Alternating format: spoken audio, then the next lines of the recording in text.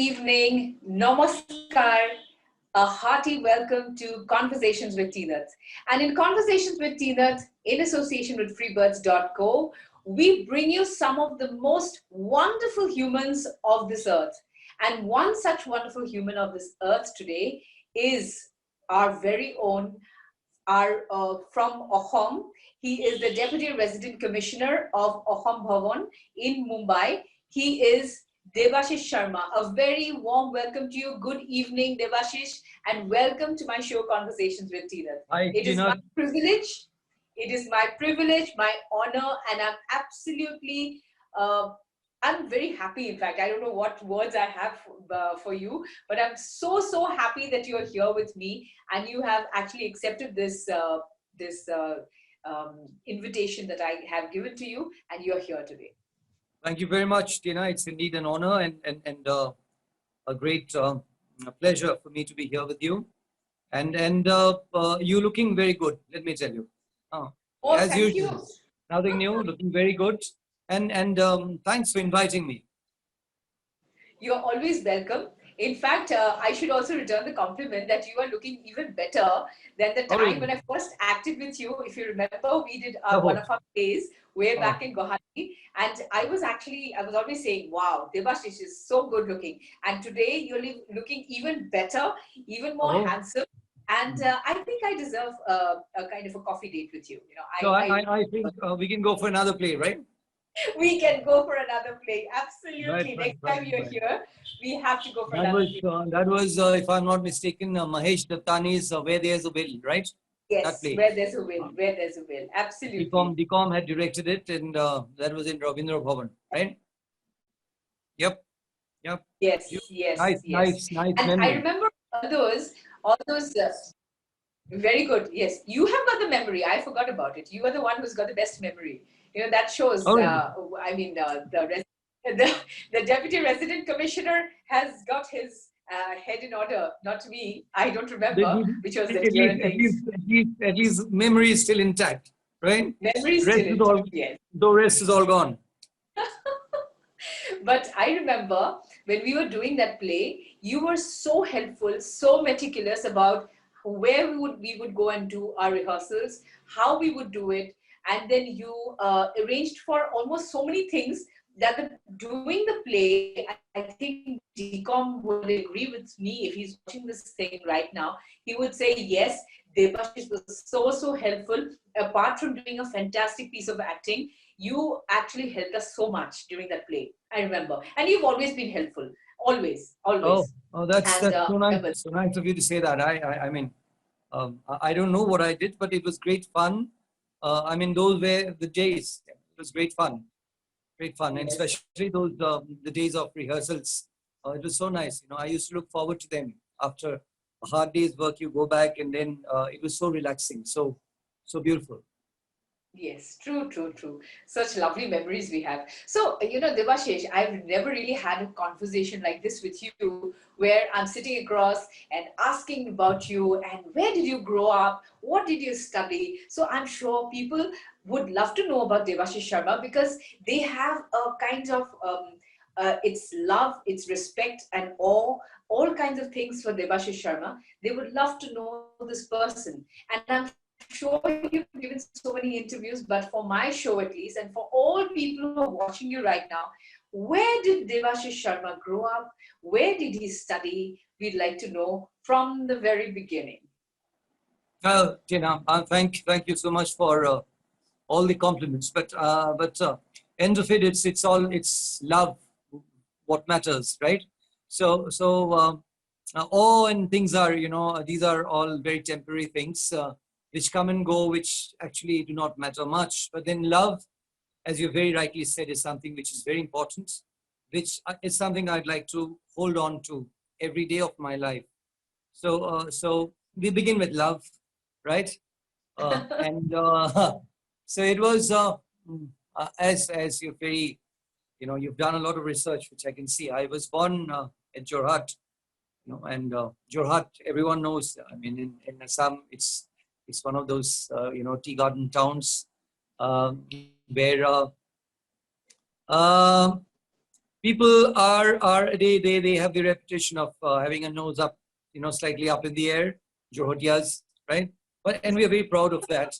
And I grew up. I mean, my childhood was there. I grew up. I studied initially in Carmel Convent School, and my parents, we are from a place called Torajan. Torajan, and we belong to the house of Dr. Sandan Vesborua of Torajan, and on my mother's side, the present day Borua X-ray Clinic, that is Dr. Animesh Borua.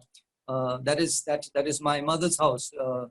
Mr. Robin Borua is my Dangor Mama, my maternal uncle, and then I have two more mamas. They are there. I mean, they're no longer alive, but then that's my maternal home. So I grew up between. I mean, they are both the homes being separated only by a wall. So I could just jump over to my maternal uncle's place, and I grew up there with amidst a lot of love and care.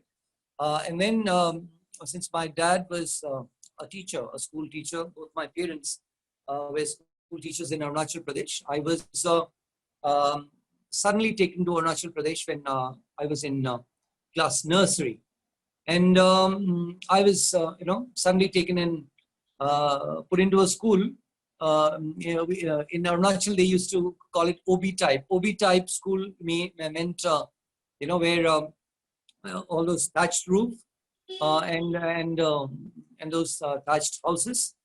So that was class 1 for me.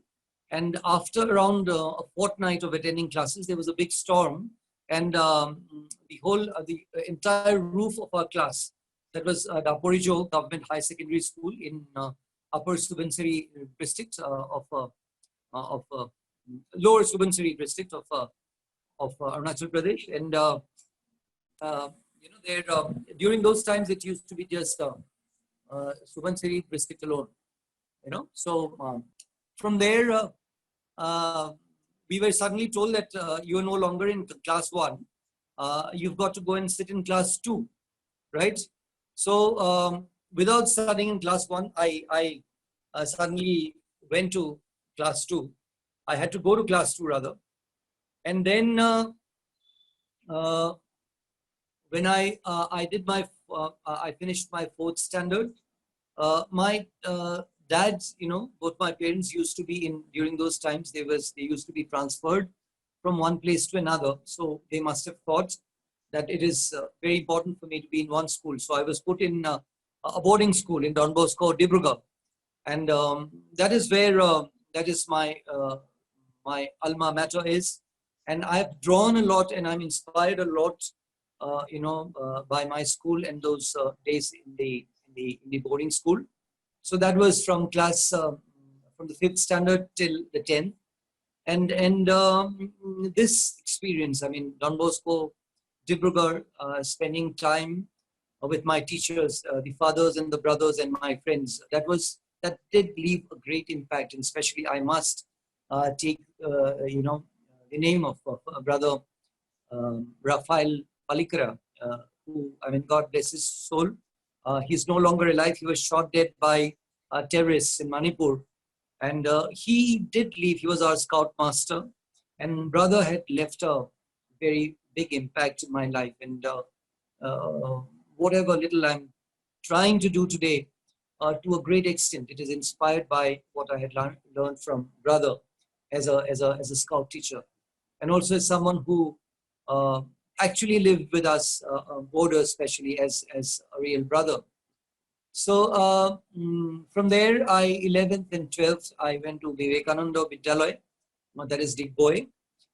Those were very beautiful times too. And we did have the whole atmosphere in Vivekananda Vidyalaya was totally different from Don Bosco. And that was again, we used to have monks coming down from Dokineshwar, and then Bipendra Bodhijati sir, who was very, very principled. And then 11th and 12th, after that, I left for Ramjas College, Delhi University. And then did my graduation there. And my postgraduate diploma in public relations and advertising. And there, from there, I came back to Assam after having appeared for the Assam Civil Services. And then I joined Assam Civil Services in 1992 as in a place called small town called Horbuk in Borpeta district. Those were really, really beautiful times. I'm talking of 1992. Things were much simpler, far more simplified, and after finishing our training in the administrative staff college, I left for Borpeta and 2 years there at Borpeta. From Borpeta, I came to as a protocol officer in the general administration department. I worked there. That was again a great learning experience. Initial few years, 2 years at Borpeta, administrative experience, getting to learn about the revenue laws, law controlling law and order and stuff like that. That was a very, very, I always, civil services is something which had attracted me, but then again, that was again to a great extent by chance, because I used to be more drawn towards advertising and a little bit of filmmaking and stuff. So I never thought I'd finally land up becoming a civil servant. But then my roommate, Mridul Mahanta, was appearing for that for the exams, and he asked me to appear for it, and I did appear. And then that is how it's all a twist of fate and destiny, as people say, that I landed up in the civil services. And from from protocol officer, I I was picked up by one of our senior commissioners, Ashok Arora sir. I was picked up to be the special officer to the governor of Assam. Around must have been 6 years there, and from there I went and joined as the OSD officer on special duty initially as the liaison officer in Assam Bhavan, representing the government of Assam in Maharashtra. And I've been there for quite some time now. It's been past 15 years now.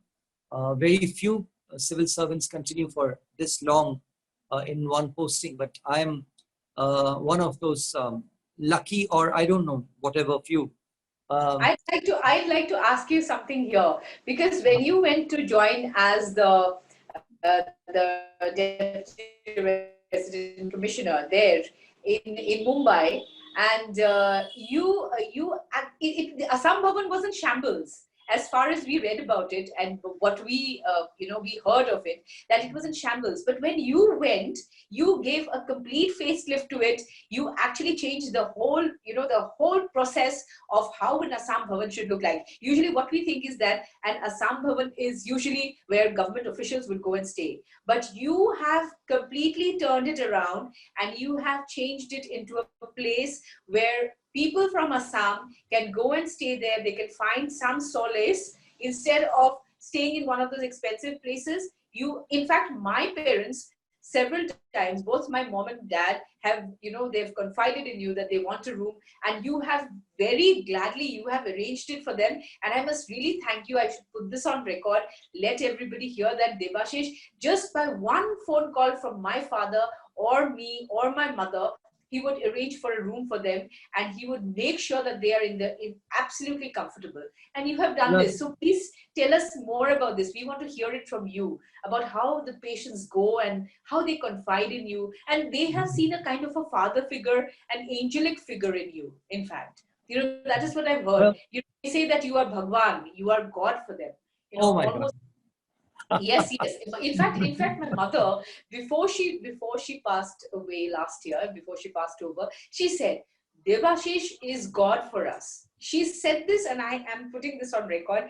And she said this, and because you used to take care of my parents so beautifully, so sincerely, and they love staying at that place. They wouldn't go to any other place. They love staying with you. Well. I'm really flattered, and Thank you very much. But how do you know it was? I mean, it was not more because of your charm than anything else. You could charm when you.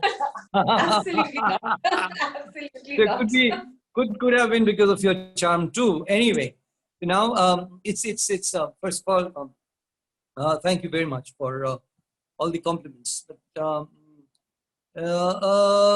when you say God, it's I would say that it's very difficult in today's world even to be a good human being.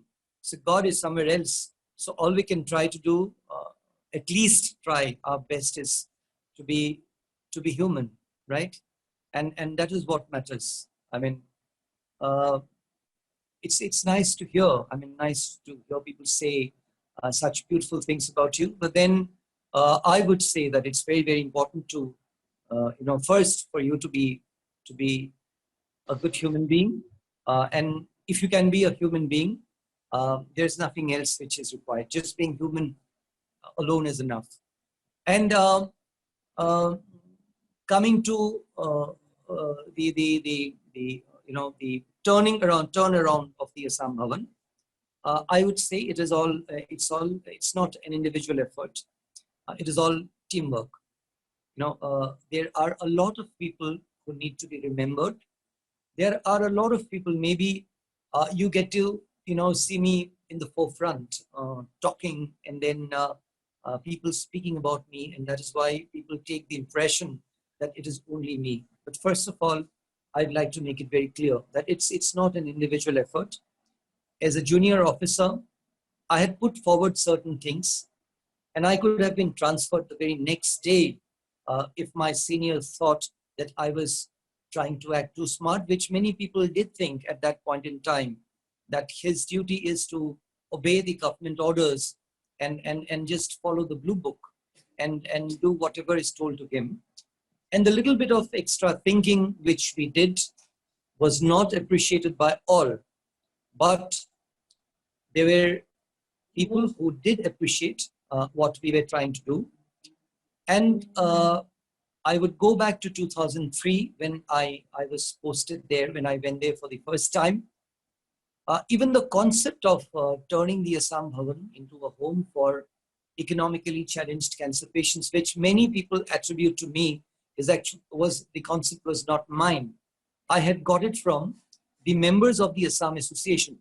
When I went to first uh, to Mumbai, the Assam Bhavan, there was no electricity there, and then there was one gentleman, one of our engineers, Mr. Trinoin Hendik, who was there all alone. He was there, and he was looking after the Assam Bhavan, and there was no electricity, and the entire Bhavan was surrounded, especially the main entrance of the Assam Bhavan was surrounded with barbed wire fencing, and it was a very unwelcome kind of an atmosphere, and all the rooms were closed, and you would get the smell of entering a very old building. I mean, like you go to a Red Fort or to Qutub Minar. There's a typical smell of those doves, and those birds. You get that smell, right? So it was smelly, and only a part of it was habitable, where Trinoin was staying. And the rest of the Assam Bhavan was in shambles. It was in a very bad state. So the first challenge was to restore electricity. And I still remember when I was working in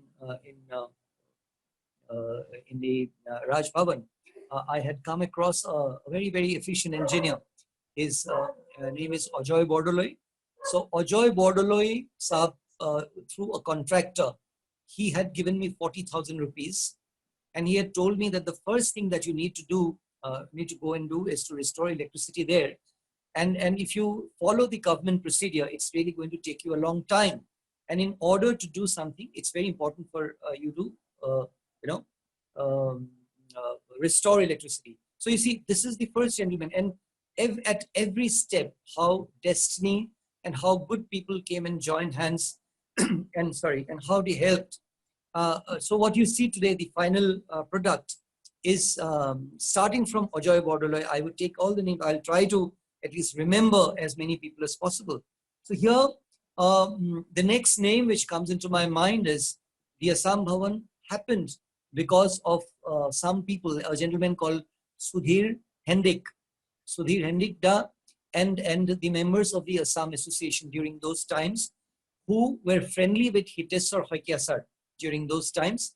Hiteswar Hoikia sir was the then chief minister, and he had a very good relationship with the then chief minister of Maharashtra, Mr. Sharad Pawarji, and it is at the instance of Hiteswar Hoikia sir that the chief secretary, the then chief secretary of Assam, H.S. Das sir, H.N. Das sir, was deputed to go and select a plot of land for for the Assam Bhavan to come up.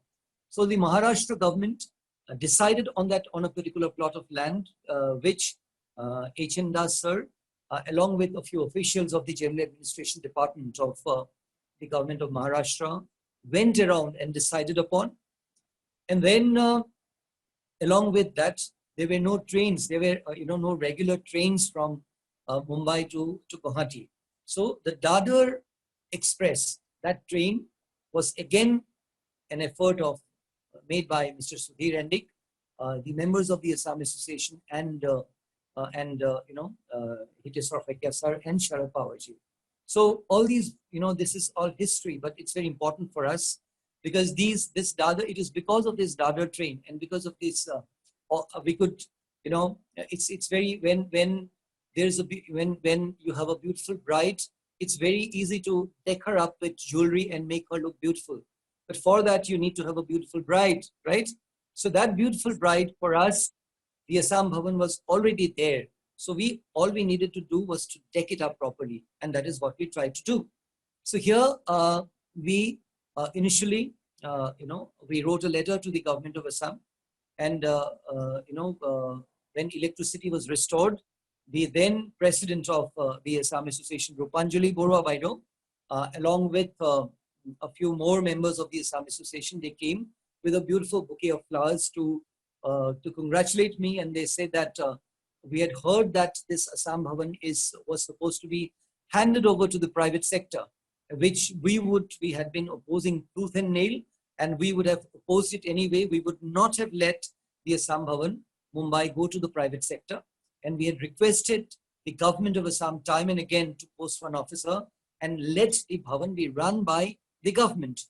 So it was during that conversation that I got to know from Rupanjali Borua Baido that a lot of cancer patients come to Mumbai from Assam because at that point in time, B. Borua Cancer Hospital was not as sophisticated and as well equipped as it is today. So during 2003, 2004, even a lot of time after that, a lot of patients had to come, because for their treatment to Tata Memorial Hospital. And besides, Tata Memorial Hospital is a brand name for cancer, for treatment of cancer in the entire country. So people, even in the villages of Assam, it's such a brand name even today that people would like to come to Tata Memorial Hospital at some point of their treatment. So having said that, now we got this idea from Rupanjali Borua Baido that they had conceived an idea of an Assam Bhavan where cancer patients can come and stay. There would also be a cultural center, and it would be given out to tourists and people who come from Assam. So this is where I begged to differ slightly. I thought, so far as tourists are concerned, they come with some money and they can very well afford a hotel because they come for fun. Government officers are very well looked after by the government of Maharashtra. And during those times, and even today, we do not have much of governmental work between the two states. We do have, but for that, if we just reserve maybe 2 or 3 rooms in Assam Bhavan, it is fine. There is no need to keep the entire Bhavan reserved for tourists and government officials. And since we were not equipped enough to look after all the cancer patients who were supposed to be treated in our hospitals in Assam. I thought it was the bounden duty of the government to concentrate on giving the, to concentrate on dedicating the Assam Bhavan for the benefit of cancer patients, right? So next day I went um, to Tata Memorial Hospital, went to the reception, and then got a list of all those people who had all the patients who had come from Assam, met them on a one-to-one, and tried to know the problems which they were facing. And one thing which they sort of sang in chorus was that, sir, everything is good here, but the biggest problem is our accommodation and food, because most of them have borrowed money to continue their treatment.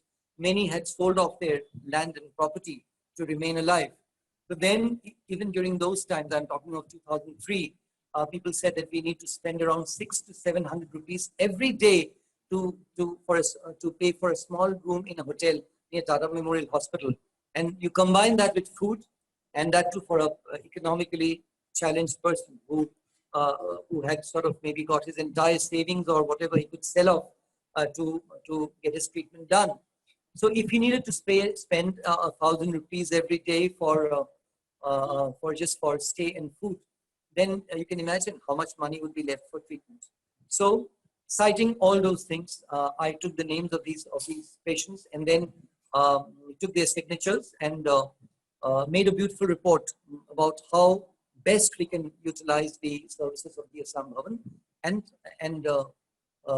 and sent the report to the government of Assam. It took quite some time when I say quite some time, means it really took quite some time for the final order to come out for the Assam Bhavan to be dedicated, and it took around 12 years. But then people did not object to it also. So after having written to the government, though I did not get a confirmed reply, I did speak to my commissioner. He said, Debashish, it is fine, but then you will have to wait for the final order to come out. And depending on the assurance given by my commissioner, it was Ramakant Panda sir during those times, who said, fine, Devashish, what you're saying is there's nothing wrong in that. I'll back you up. And then our chief secretary was Judy Rajkwa sir, and chief minister was Torun Gogoi sir. And a big thanks to them too. The reason being, Assam Bhavan otherwise, had it not been for them, it was supposed to be run on a public-private partnership basis, and it would have been given away to the private sector. So after I sent my report, the government took a stand. I mean, in that, Juti Rajkwa sir did play a major role, in which he and along with the chief minister, they took a stand that no, we will now not allow the Assam Bhavan to be given away to the private sector.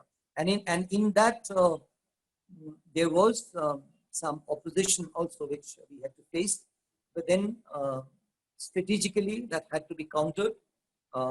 Very diplomatically it had to be done, because there were very powerful people who in that lobby, and it was sort of projected to the government in such a way that Assam Bhavan is way far away in Navi Mumbai, and people, I mean, since it is so far, people would not like to come and stay in Navi Mumbai.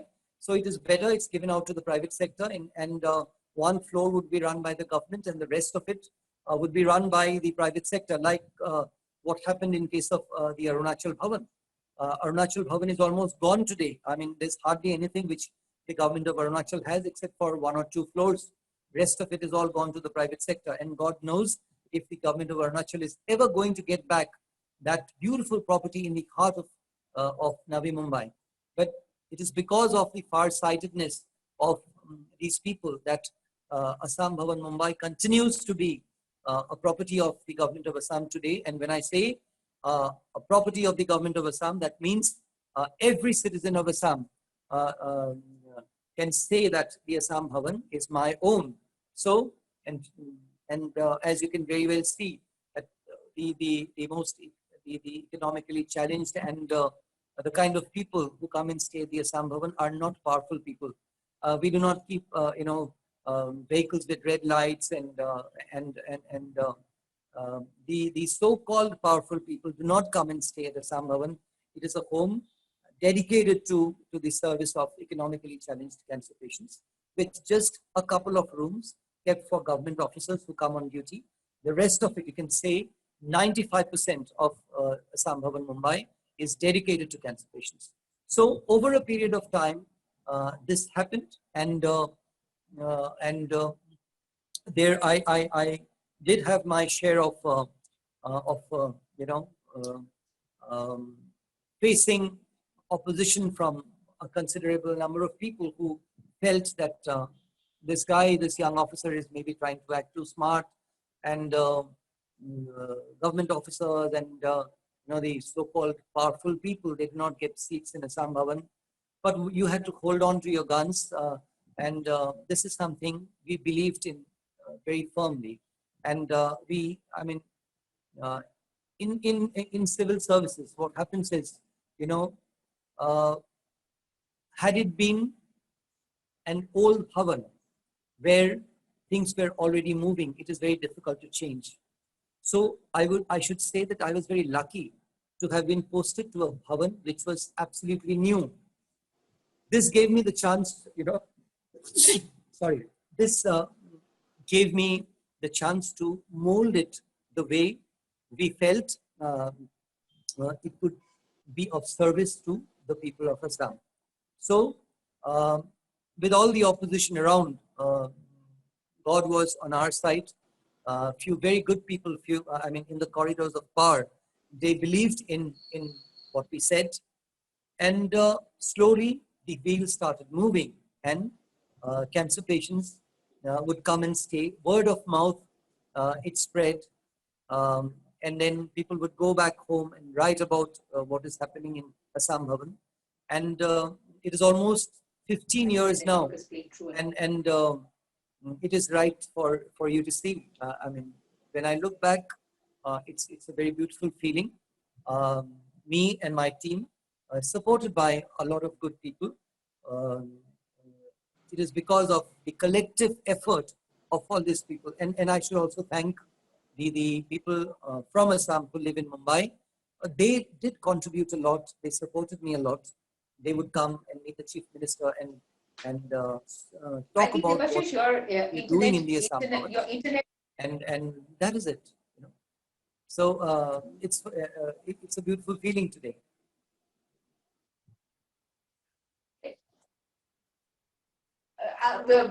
Devashish, we could not hear you in between because some of these I think we couldn't hear some of your words because the net was playing truant. I don't know how we're going to fix that, but we heard part of it, and we could understand that you had gone through a lot of it was a huge fight that you had to go through to actually put the Assam Bhavan in order and to not let Assam Bhavan go into private hands and to keep it as a property of the Assam government. We are truly proud of you, and we'd like to applaud you on that. And I'd like to actually read out a couple of awards that you had got, your achievements and your awards. You are the recipient of the Roll of Honor from Rotary International's District 3240 for significant contribution to the community in the field of cancer care. Then you are the recipient of the Karma Yogi Award by the International Association of Lions Clubs for significant contribution to the community in the field of cancer care. You are the recipient of the Rashtriya Vikas Ratna for commendable service to the society. You have been awarded the Commendation Certificate for Meritorious Service by the Honorable Governor of Assam, Lieutenant General S.K. Sinha, PVSM. Then you represented India as Ambassador of Peace and Goodwill to Brazil as a part of the Rotary International Group Study Exchange. We are so proud of you, the extent you have gone to actually provide so much of service to the cancer patients from Assam in Mumbai. I myself have been a recipient of this kind of help that you had given to my parents. And regarding the rooms, I remember one thing, that the rooms that you were talking about are excellent. The pictures that I have seen, the kind of facility that has come up now, the Assam Bhavan, is beautiful. Thanks to you, Devashish, the Assam Bhavan is looking beautiful, excellent, and each and every person who goes there, they come home with beautiful memories. They go to Tata Memorial, and my father, let me tell you one thing. My father will go to no other place but Tata Memorial, because he says, I get my best treatment in Tata Memorial, and the best place to stay is at Devashish's Assam Bhavan. He says Devashish's Assam Bhavan. So he wants to go and stay there. So you can understand that this is just one person that I know of. There are so many hundreds and thousands of people from Assam who actually love Devashish for the kind of work that you do for the people. Now, you are also the founder, trustee, and chairman of Deepshikha Foundation, which is in 6 Mile. And you had invited me, but I couldn't go for this for the opening of this particular foundation. But this is an asset. This foundation is an asset for the state of Assam, for the rest of the people also. We would like you to speak about it as the founder, trustee, and chairman of this foundation. Oh, so see, Deepshikha started almost parallelly. I mean, that was in the year 2004. And it started off Okay. with us accompanying the patients to Tata Memorial Hospital, where most of the time the doctors would say that a patient has come pretty late, and had they come, slightly earlier, the doctors would have been able to help them far more than the present condition of the patient. So at that point in time, I did not know much about cancer. I mean, even today, I don't know much. But then the little bit I know, we could realize that there's absolute lack of awareness, not just in the rural areas of Assam, even in urban areas. People did not know about, the early signs of cancer, and then the rampant abuse of tobacco in Assam. As you know, tobacco and especially tamul pan, betel nut, is a part of our culture, right? So it started off with us visiting the Tata Memorial Hospital, where the doctors would say that we have come pretty late with the patients.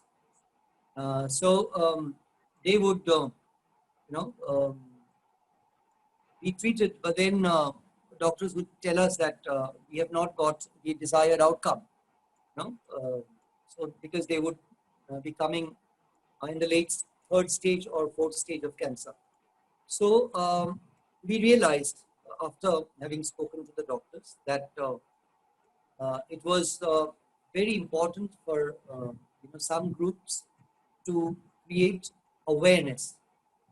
So after doing a little bit of research, I was very, surprised to find that during those times, that is 2003, 2004, there was not a single non-governmental organization working absolutely or sincerely or full time for for generating cancer awareness or in the field of cancer care.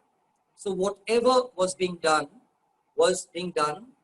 by governmental agencies. That was the B. Borwa Cancer Hospital during those times, and the state cancer hospital had not come up, and private sector hospitals too did not think in terms of dealing with cancer during those times.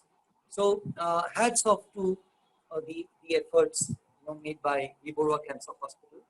And in the entire Northeast, this is one hospital, like Tata Memorial Hospital is for the entire country. The Borua Cancer Hospital is for the entire Northeast.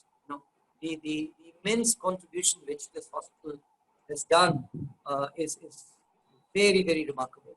So I initially I took leave from my government service, and what we tried to we translated the study material, the publicity material of the Department of Preventive Oncology with due permission from the doctors there, and we translated all those publicity material into the vernacular. That is, we translated them into Assamese, and then uh, so now we translated those material to the vernacular.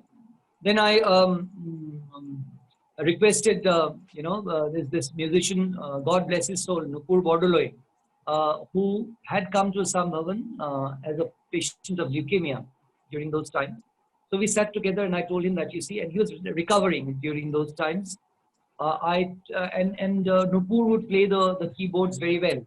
So we formed a small musical team, and with Nupur, I took my guitar, and then during those times, we used to have a lot of patients. Even today, we do a lot of patients from the undivided Kamrup region, and especially the Borpeta district. So we wanted to start off our campaign from Borpeta district. Mr. Tiwari sir was the deputy commissioner during those times. I called him up, knew him personally, so I asked him for the local support, that is a place for us to stay. Then we wanted the help of the Lat Mandal and the Kanungo and the revenue officers, because they would be able to take us to those places, those vulnerable areas. And we had a list of those vulnerable areas. And along with that, I requested, I still remember Ashok Saraugi ji of the Saraugi group of petrol pumps to give me 2 vehicles. So I call him Bhaiya, Ashok Bhaiya. Ashok Bhaiya gave those 2 vehicles, and we reached Guwahati. And then from there we started our campaign, and that was the beginning of Deepshikha. Um, a lot of emotion involved, but it would be wrong to say that there was meticulous planning. There was no planning as such during those times. So it was absolutely out of emotion. We started going into the village marketplaces, playing my guitar, singing a few songs, and then talking to them about the intricacies of cancer. And the reason why we combined music with the cancer talk was that because uh, cancer talk tends to get very boring beyond a certain point, and especially when you're trying to teach people about certain things, they get they get totally bored. And since you need to speak for at least half an hour or so, it was very important to make it as interesting as possible. So we combined it with music. We would play a few songs, go to a village marketplace, come take 2 sound boxes and connect it to a car battery, and then get the electricity on, and then take off. So that was the beginning. From there, we realized that after I came back to Bombay again, realized that it's not just awareness. We need to build some infrastructure too, in terms of providing accommodation for patients, because these patients, because for a leukemia patient, if he would come to Mumbai for treatment, he or she would have to stay for at least 8 to 10 months. In case of other cancers, if a patient stays for the entire period of chemotherapy, then it will be around 3 to 4 months.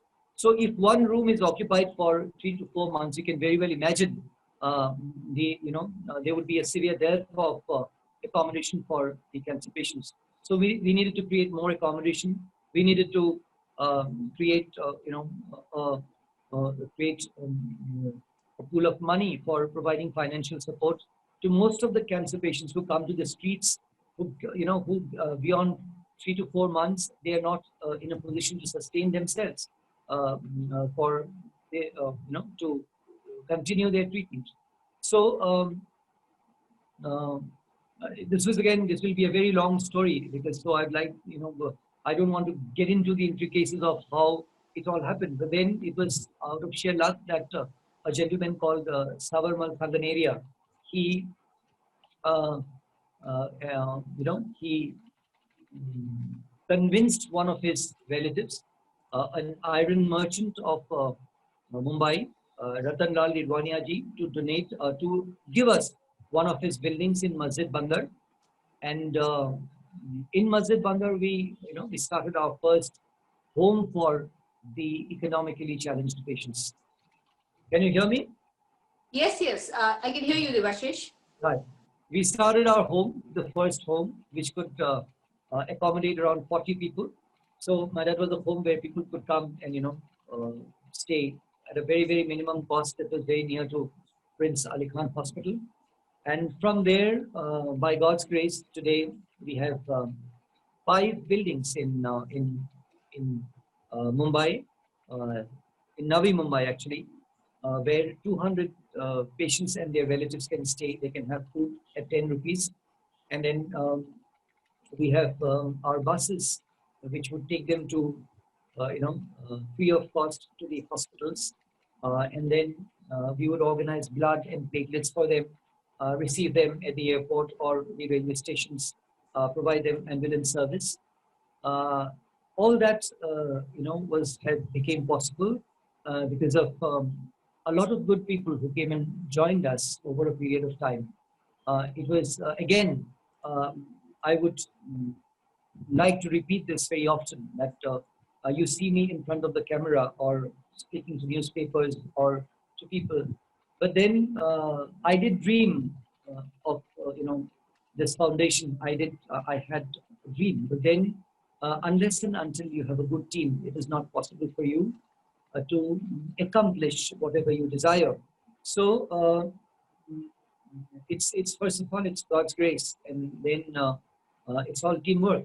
I was blessed with a very good team who worked together, and we did have good think tanks also who would come up with wonderful ideas. So from Mumbai we shifted to Assam with the help of little help from the government, and most of it from corporates. We started off with the first hospice in for terminally ill cancer patients in Mirza, that is village Untola, that is around 15 minutes away from the airport. Uh, After that, we started we bought our 2 buses, which are fully equipped mobile vans, which are equipped for cancer screening. So those buses would be touring the length and breadth of Assam, and it would try. I mean, we're trying our in a very humble way to promote cancer awareness and do a lot of screening, because early screening is the key to cancer care. You need to catch it at an early stage. Only then cancer treatment becomes very effective. Simultaneously, they home for the children at 6 Mile, along with a special school for cancer patients that started. Then the rehab center, which is about to be completed at Kitabor in Jorhat, where all these cancer patients who lose a limb, and because of which they finally lose their job, or a family which lose the bread earner of the family due to cancer. So these people would be taken there and taught a trade, so that within 3 months' time they stay with us absolutely free of cost, and they learn a trade and they can go back, come back home, come back to society, and start earning a little bit of money. And then along with that, the home for economically challenged patients at Digrubar. So slowly, by God's grace, things are happening, and things are working out slowly. So that's about it. I mean, we have a lot of plans to take Deepshikha forward. Let us see. We will be working hard, and rest is to Providence. Wonderful. Devashish, I have heard also from a lot of people that, even Mumbai people, even people who are not Assamese, they have contributed a lot to Deepshikha Foundation. Is that true? I mean, I think we should Very put that on record. I nine- have uh, kind of heard a 95%. lot. 95% of the people who have contributed to Deepshikha are not people from Assam. They're all Wow. people from outside Assam, and you cannot call it corporate social responsibility too. The reason being, these people are never going to come to Assam to do business. They have done it for the sake of humanity. And here I would definitely like to take the name of, Neeta Doshiji, who has done tremendous work, Parul Negiji. And those people have helped us, financially. And there's another lady, Dr. Mrinmoyi Borwa, who has given her Yes. heart and soul. I mean, her entire effort. All these, whatever I talked about in Assam, it was, I mean, greatly due to her effort, the amount of contribution which this lady has made, and which these two other names, which Neeta Doshi ji and Parunegi madam, and Mr. Ratanlal Didwania ji, and so many of them. And I tell them very clearly that, you see, uh, most of the patients who come and stay here would be patients from Assam and the northeastern states. And they tell us very clearly that, you see, we have grown far beyond Maharashtra or Gujarat or Punjab. So we would not, I mean, be looking at helping Gujaratis or Punjabis or Bengalis alone. I mean, it's an institution for humanity. And so uh, they would say, "Are Bharat Varsh ke log hi rahenge na?" I said, "Yes." Oh, so then it's absolutely fine. These are people from our country. So let us not be so particular about whether they're from Punjab or from Gujarat or from West Bengal. These are our own, countrymen who will be staying. So there's no problem. Let it be people from Assam and the northeastern states. And I owe a lot. I mean, Deepshikha owes a lot to these people. And even today, uh, all the organizations which are, all the what I told you, all these institutions which are running, they are, in most of them, these are people who do not have any connection with Assam whatsoever. But at the same time, we do have a considerable number of people from Assam who have immensely contributed, like the Hiko Asteroid Stall, that such a huge plot of land donated by Sri K. Sharma, um, in the heart of Guwahati, um, which is something. I mean, only someone with a huge heart, with a big heart, can do something like this. Mr. Jain um, from Desa, who from from Vijayanagar, who donated us the land for the hospice, and thousands of people, from and you see, I'll tell you something. For us, even that 100 rupees, that person who is given that 100 rupees also matters a lot, because you see, it is that 100 rupees, when we put them together, it becomes a lakh, and we can pay for someone's chemotherapy. So I would like, it's not all those people or organizations which have been kind to make huge donations and contributions, but I would like to thank, through your platform, all those people, even that 10 rupees which uh, has been given to us with a lot of, with a lot of love. We accept it with all humility, and we are thankful to that person for the love he has shown for us, for our organization, and for cancer patients. Wonderful. I mean, if we can help, if I can help in some way or the other, if in some way or the other I can help Deepshikha Foundation, it will be my privilege and my honor. I would really like to help. I would like to request everyone who is watching here to contribute in whatever way possible to Deepshikha Foundation. Even if you're, like Devashish says, even if it's 10 rupees, 100 rupees, 200, 500, 1,000, 5,000, whatever it is, please contribute. At least for the sake of humanity, for the sake of keeping our people alive. I would request all of you that the trustee and the founder is here. Mr. Devashish Sharma is here. So through him, I'd like to request all of you to please contribute to Deepshikha. And how do they do this? Will they have to send the money? How do they send the money, Devashish, if they do want to contribute? They can go to our website, www.deepshikha.org. Everything is given there. Okay, okay, all right. That's wonderful. So I'd like to They come to can this call us up very. also. They can call us up in our telephone numbers. We'll guide them. Okay. Our telephone numbers are there on our website. Okay, so now we know that we can go to the website, click on whatever details are there, and we can actually pay the money online. And We can pay the money if online. there's a difficulty in doing it through the bank, you can call us up. We'll guide you how to go about it. Okay, wonderful, wonderful. So this is so easy for us. So now I know where we can, keep talking about how to contribute towards Deepshikha Foundation. Thank you, Debashish, for telling us this. Thank you so But much.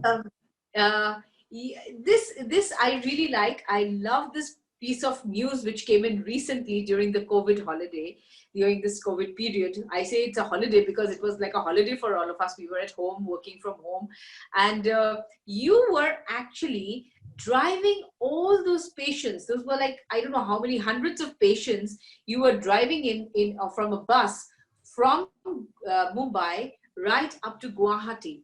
I mean, you are a superman. I mean, and when I saw you sitting at the steering wheel driving, and I felt so proud. I was feeling so good about it. There were tears of joy in my eyes. Seriously speaking, there were tears of joy when I saw the news on television, and I saw the news, and there were tears of joy. How do you do this? You know, we have to show some pictures. In Jyoti, we can show some of the pictures from Debashish's Mumbai to Guwahati trip. So this, I think, Debashish will say what. This is once we reached Khorkhojai Stadium. This is inside the bus. This is Khorkhojai Stadium. Okay, ঠিক আছে? কোনো problem নাই না? No problem. ঠিক আছে? All right, everything all right. Okay. সব ঠিক? सब ठीक सर হ্যাঁ? আপনি আসে কি ঠিক ওকে ঠিক সব ঠিক আছে? সব ঠিক আছে। ফুটি? হ্যাঁ সব ফুটির আছে নাই? ঠিক আছে ঠিকই আছে নাই? হ্যাঁ ঠিক আছে ওকে প্রবলেমটো নাই? অল ক্লিয়ার হ্যাঁ? আপনি আসে যেটা আমি চিন্তা করব गुड गुड गुड गुड चलो ठीक है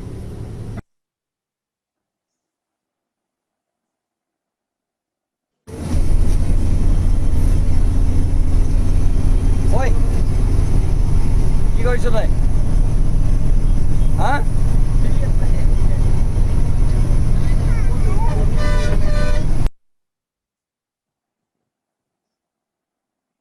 Okay, this is the bus, I think, which had come in from Devashish. This is the one which had come in from Mumbai. yeah that's right there were 6 of them 6 buses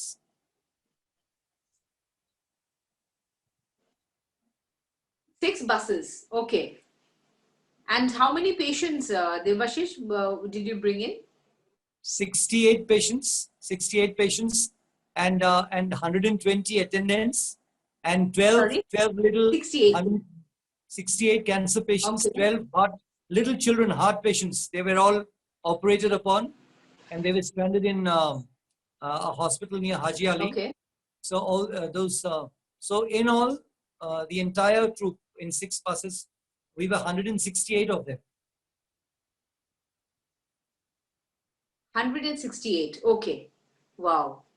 And you drove one of the buses. Out of the 6 buses, you were the one who drove one of the buses. No, that is the wrong information. I drove the ambulances while taking them because there were no drivers in the Assam Bhavan after people were diagnosed with COVID. So I had to drive the ambulances because the drivers stopped coming. But this is the wrong information. I did not drive those buses.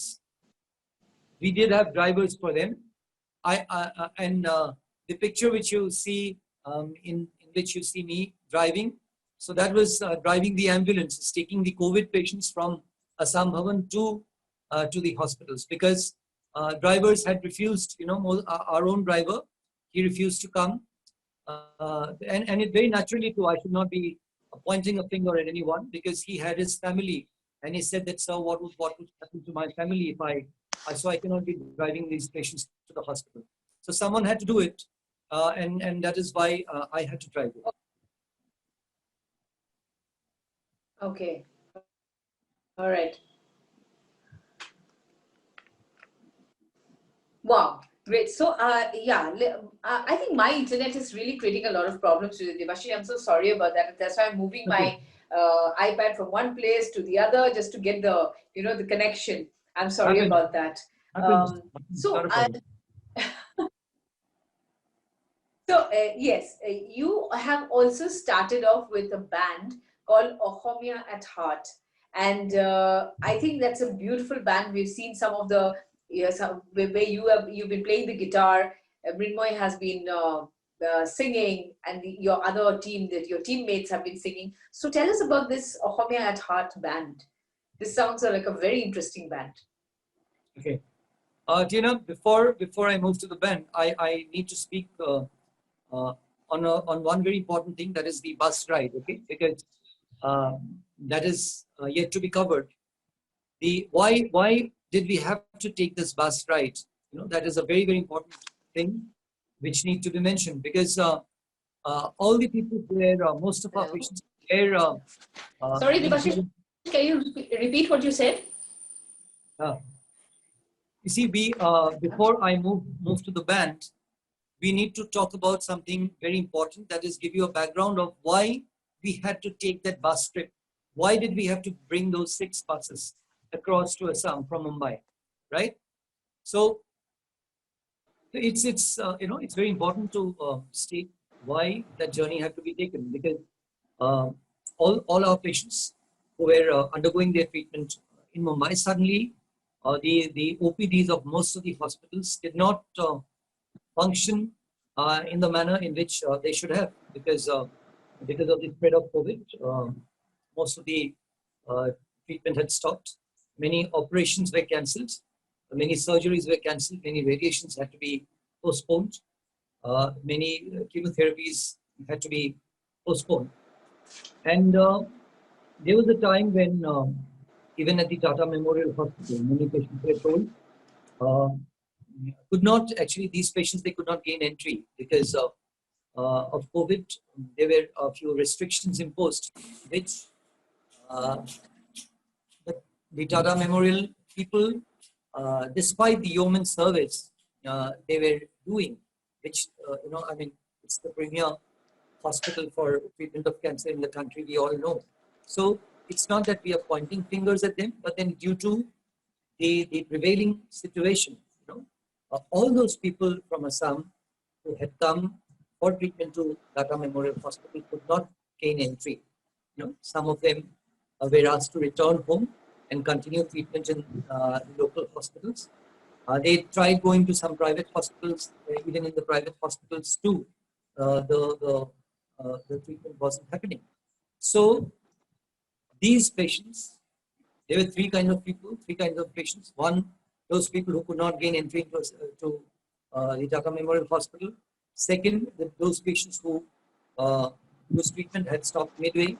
Third, those people who had finished their treatment and they had to go back home and come back to Tata Memorial Hospital after some time. So all these people were desperate to go back home. And in the case of many, it so happened that there was no treatment, but the tumors inside them and the cancer was growing. So they were desperate to go back home, and many of them were staying at the Assam Bhavan, many at Deepshikha, and some in different hotels and or at their relatives' place. So they would often come and meet me and tell me that there's something needs to be done. So the matter was apprised to the Honorable Health Minister, who initially told us to bring them by flights, but because of the COVID situation, we had 4 people who were diagnosed with COVID in Assam Bhavan, as well as in Deepshikha, and a few places, few patients were staying outside. So the airlines, people, they refused to take these patients. So we did not have any other alternative but to decide upon taking this bus ride across 6 states and covering nearly 2,700 kilometers. So it was a desperate step which needed to be taken, but desperate times need desperate steps, right? And that is why those steps had to be taken. And ultimately, we came out victorious. And we lost just one person to COVID, whereas there was a lot of skepticism and uh, this entire trip, there were many who had advised me course, with all goodwill, that this may turn out to be a total fiasco. But by God's grace, all these cancer patients, they were brought back to Assam, despite all the hurdles we had to face, and their treatment has started. And today we are very hopeful that these people would complete their treatment and live a good life. So that is the sum and substance of the trip which we took. And now coming to the band was after I returned home, I was informed by my Kohati team that my parents, both my parents, my mother was diagnosed with Alzheimer's around 2 years back, but very recently my dad too was diagnosed with Alzheimer's, and uh, he could not even get up, and he started speaking all disoriented. And my mother too was facing the same problem. We were getting the treatment done, but it wasn't. The doctors weren't very happy with the response which they were getting from my parents.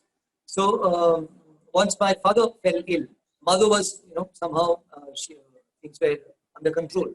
But dad, it was sudden. It was a sudden drop, and he could not even get up, and he was absolutely disoriented. So immediately I decided to come back. I reached here in Guwahati and spoke to the doctors. Uh, I realized, despite the wonderful treatment given by the doctors, I thought that I'd read a little bit about Alzheimer's, and I thought it would be maybe help my parents, because they're basically musicians. My father used to write for songs for Assamese films at one time, and my mother used to be a very good guitarist. So I thought if we introduce music into their lives, because despite the fact that we have people at home who are doing wonderful work looking after them, but me and my sister, because of our job, we come very frequently, but we're not being able to stay with them permanently. So there are a lot of things. I realized that my parents were, that company is something which was missing, and at times it's so important to realize that we think as children, we think that we provide them with everything, with all the material comforts, but we are not in a position to give them time, not to um, point fingers at anyone, or not to pass any value judgments. But I believe it is very important as people get older and older. Um, they look forward to the company of their near and dear ones, and especially during these COVID times when most of our elderly people are locked inside. They cannot even move out anywhere. So you can see the condition of the younger lot.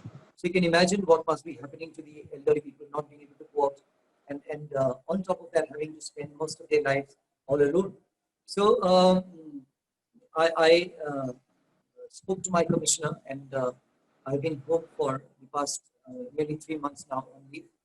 And uh, once I requested my friend Joinda Goswami and Raju Ansari. Raju Ansari is like an elder brother to me. His wife, Papuri Bo, and then Dr. Borua, Mrinmoy Borua was there, and then some of our Deepshikha people. All these people, I said, come, let's have mehfil. Every Friday, let's meet at home and have some kind of a mehfil where we would, sing my dad's old songs. And lo and behold, let me tell you, in 3 weeks' time, the change which came about, the change we could, it was a very marked change we could notice in my father. And someone who was totally disoriented, would even, correct a few lines. When we would sing a song wrong, he would correct us, and he would get the exact lines right. So I realized, I had read about music therapy, I had read about, but most of the time, unless and until it hits you, when you are the one suffering yourself, you do not realize the value of things. So once my parents were hit, I realized that, how much this kind of company and how much music therapy helped them. Today, by God's grace, again, that is much better. That disoriented behavior is absolutely gone. And now now that I'll be returning on the 16th, he's been able to take it well. and he tells me that I should keep coming very frequently. Uh, and so that is it. So this band, while we were getting to, while we got together every Friday, slowly, as you see, when you meet people, the relationship, it tends to grow stronger and stronger. And slowly, people, they started Rajuda, Bo, Mrinmoy, Joyanto, all of them, they would, get something from home. They said, Devashish, every time you don't need to bother about cooking and serving us lunch or tea or whatever, we'll get things from home. So it started off with sharing those stuff. And then I proposed one day, why not, form a band and let's give a good name to it. And let it not be our own songs, because there are many people who sing their own songs, but we do have, a lot of people who would love to listen to to old songs, but in a different form. I mean, how would it be if we sing in chorus? Maybe a solo song sung by Beauty Borwa, Kinamni Matim Matim Tomak. The new flavor would be the song sung in the form of a chorus by around 7-8 people, and to add a little bit of punch into it, I said let us all wear a uniform. So the ladies would be wearing kola sador, and the males would be wearing red shirts and also black shirts. We had 2 sets of uniforms. When we would be wearing black shirts, the ladies would be wearing ronga sador. And when we would be wearing red shirts, they would be wearing black sador. So that was one that added a little bit of charm to it. And slowly we started recording. It was Rahul, our help at home. So that little boy, he's doing his graduation. God bless him. He did the recording for us. And we bought a very small microphone system. And it was great fun, looking forward to that every day, every week, looking forward to that Friday evening to come. And slowly my parents also would, would say that, would wait for that evening. And slowly the band happened. And today, slowly by God's grace, it became quite popular. And we're singing almost every second day today. We try to upload one song. You can watch it tomorrow. Tomorrow, we've been called by the News Live television channel to do the program for Bhupenda's birthday. So it's nice. I mean, basically doing some some work like that. It is combining fun and at the same time you feel very good, because you are there's a sense of satisfaction about doing something meaningful, being with your parents, and spending some quality time with them. And very nice. I mean, I would like to thank my friends, Raju and Sari, the joint, and the entire team for giving us, because today it's so easy for you to give material things. It's very difficult for a person to give time. And I owe this well-being of my parents to a great extent because of the time which my friends gave me and my family. So I would remain ever grateful to them for whatever they have done for us. And the band will, God's grace, the band will continue. I think you had a performance. You had sent us some videos, and we'd like to play at least 1 or 2 of them. And if Jyoti can play some of the songs from here that you had played out. I think you had also done this in an old age home. Right. We try to go to old age homes, and the basic idea is to be with people, with elderly people.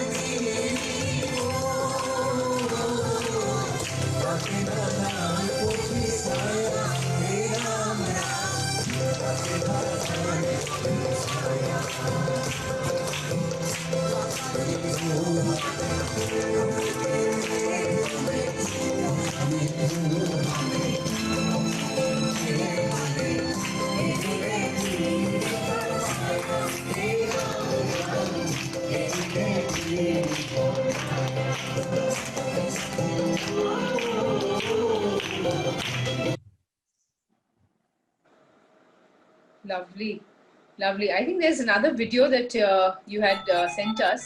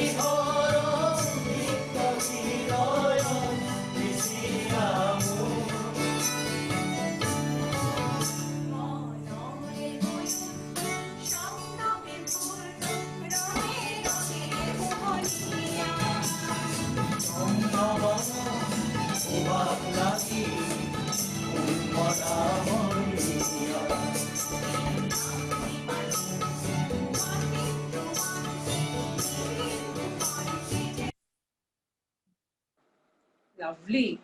Each and every song. I mean, this is one of my favorite songs, in fact. Thank you.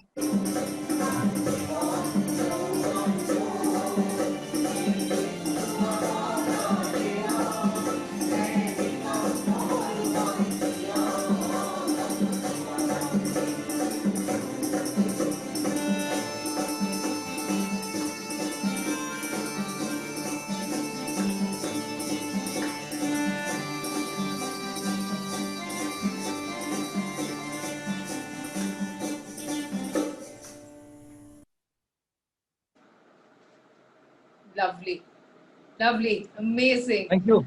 Thank you. I Thank you. Oh, here you are on the guitar, looking super good, super cool as usual.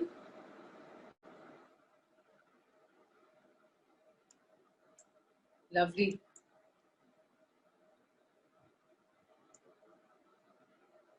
I think this was when you were getting onto the bus. Seems like that.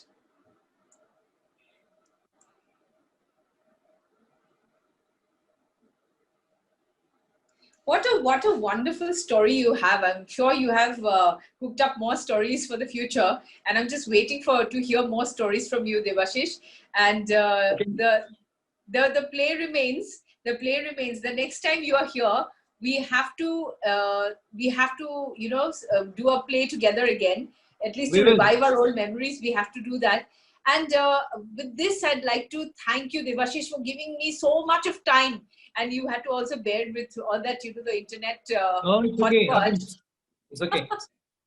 I'm sorry about that. But then No, no, you it's spent okay. so much time telling us about your story, and the story has been amazing. Your journey from when you started off studying right up to now has been simply amazing, and it has been my pleasure to actually speak to Devashish Sharma, the Deputy Resident Commissioner of Assam Bhavan in Mumbai. It has been my pleasure, my privilege, and my absolute happiness. I Thank you. simply just love this session. Thank you very much. Thank you. An honor to be with you. Great pleasure. Thank you, Devashish, and I hope you have, and I hope your parents. We'll pray for for both your parents, for both uncle and auntie. We'll pray for both of them, and I hope you have a good time with them, and I hope you have a safe journey back to Mumbai, and you come back soon, and we'll do the acting bit. Thank you very much. And as I leave, you had asked me to say something. Which Yes. I have not forgotten. It should not be taken in the form of a message.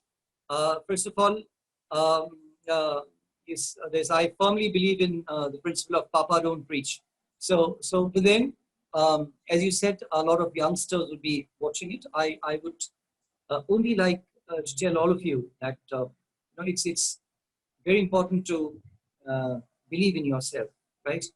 And to keep and when I say you believe in yourself, you uh, try to feel from deep within,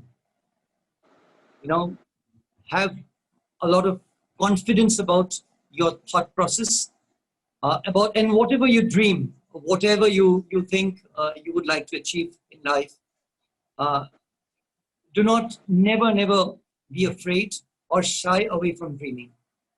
And if you dream well, 50% of it is already done. And when you want something, it's not how much you want something. Remember, it's how badly you want something. And if you want it very badly, you'll surely get it. That's it. Wow. Thank you so much. Wow. I hope all the young people you're listening to this is such a beautiful message from Devashish Sharma. Dream, and half of your work is done. I always keep telling young people to do that. I'm going to keep that in mind. I'm going to keep it close to my heart. I'm going to start dreaming from this very moment. And Devashish, thank you from the bottom of my heart for coming to my show, Conversations with Tinat.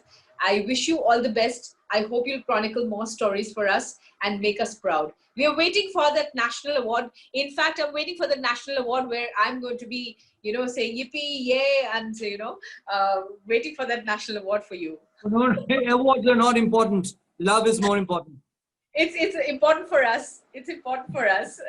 Anyway, God bless you. God bless you. Thank Take care. you. Thank you. Bye-bye. Thank you. Bye. Take care. Bye.